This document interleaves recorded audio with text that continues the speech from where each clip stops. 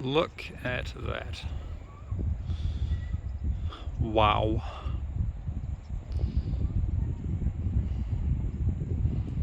That is something truly spectacular.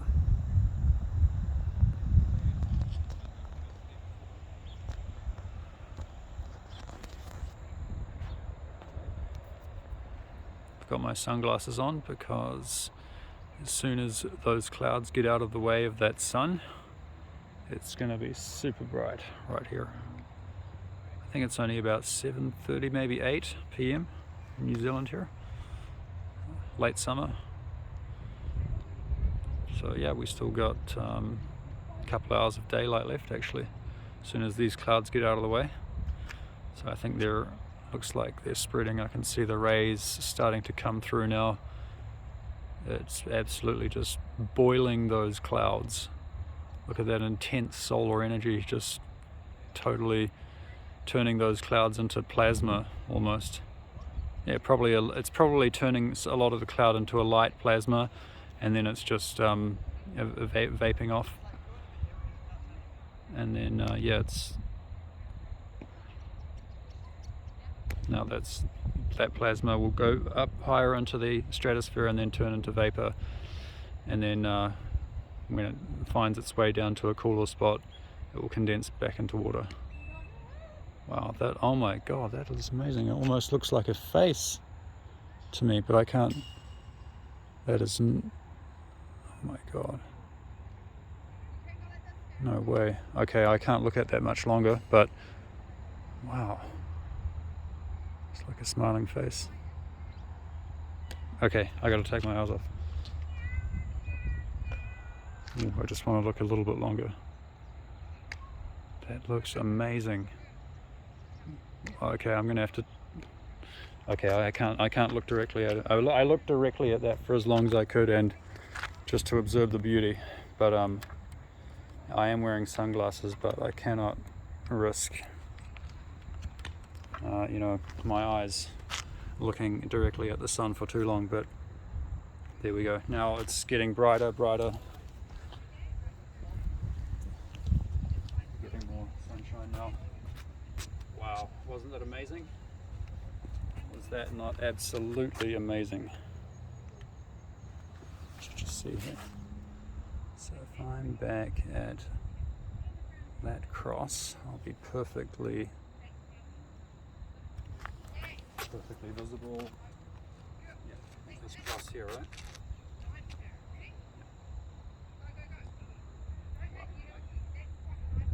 Wow, I can't get over how amazing this is to observe this beauty in nature. It's truly indescribable. I did see some women, 2 women up there on Mount Roskill a couple of days ago, and they were just on a rock, and as the sun was going down they were doing this.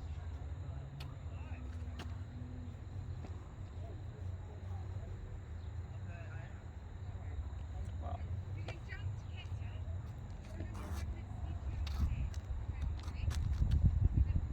So after you have developed somewhat of a foundation by doing the standing, and remember, it's not a static standing, you're developing the buoyancy of the fascia,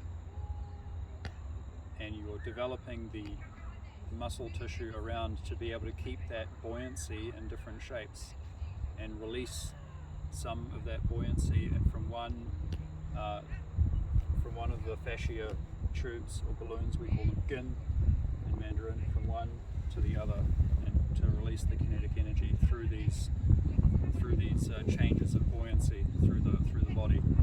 So it's actually a very simplex physics principle, you could call it like that. But there is some deeper,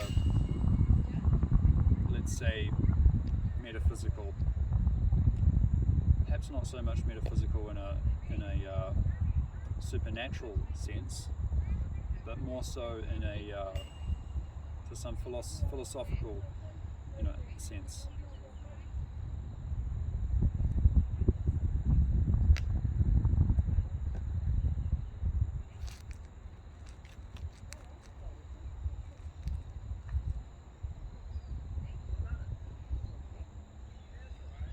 So we feel for the channels, let it down.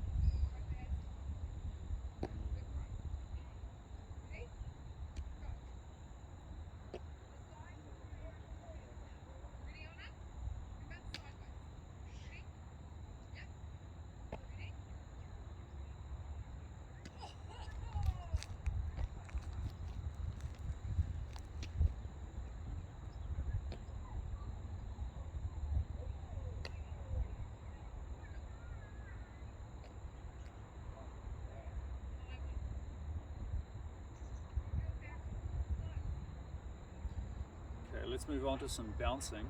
So before you really start trying to bounce, you really want to see how much of that can you do with how little effort. Like, yeah, it'll look something like, it'll look something like this, quite relaxed, but you want to think about how little effort can you use to make the biggest amount of movement. And that's why you don't really train with weights in the beginning.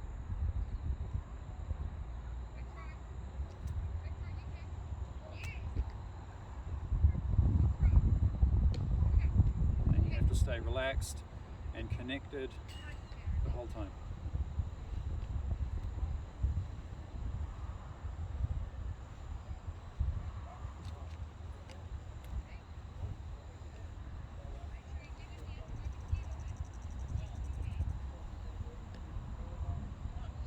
Of course, we're not perfect, but we really got to do as if there was a boulder between the knees here, a round boulder that the insides of the knees actually kind of rotate round and just sort of brush the edge of, but they don't go in further than that edge.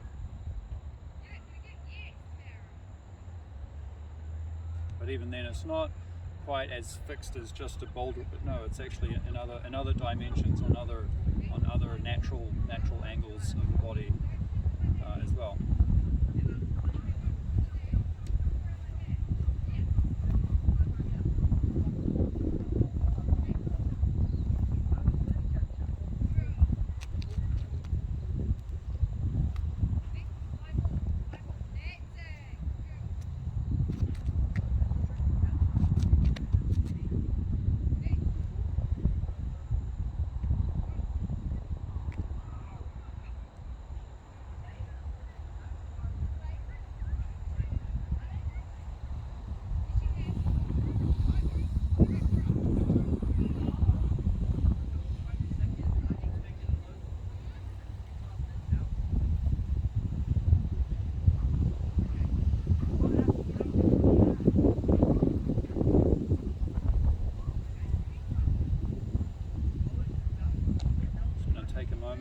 Be present here on the breeze and listen to the people playing in the park, be aware of the sun as it's sort of giving us its last burst of energy for the day, be aware of the person walking by, dogs, kids on the swing over there, temperature of the breeze, feeling of gravity. I feel how sensitive can I be? Can I feel the lines of force going through me? The gravitational kind of magnetic looking lines of force? Can I even distinguish between each line of force?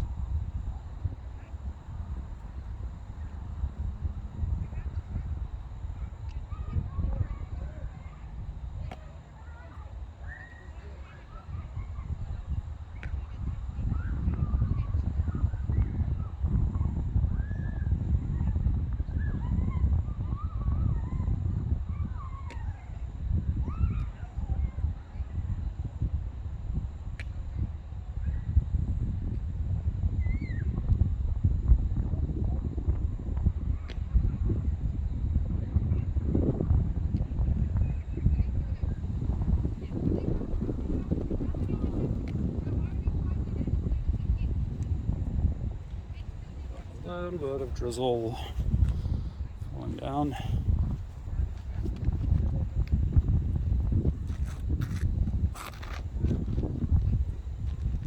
Okay, now V-stance, up and down.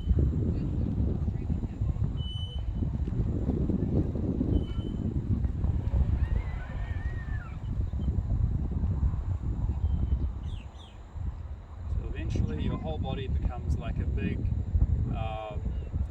one of those, you know, like one of those balloon poodles where you can make a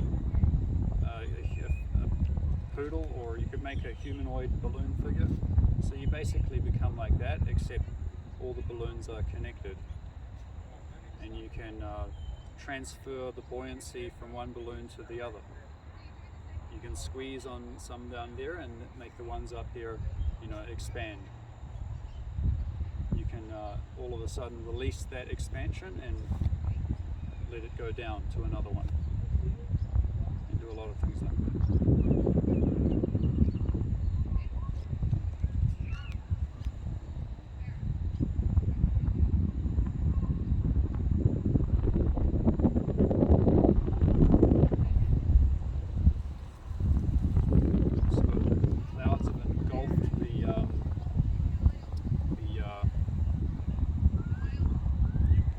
The sun again.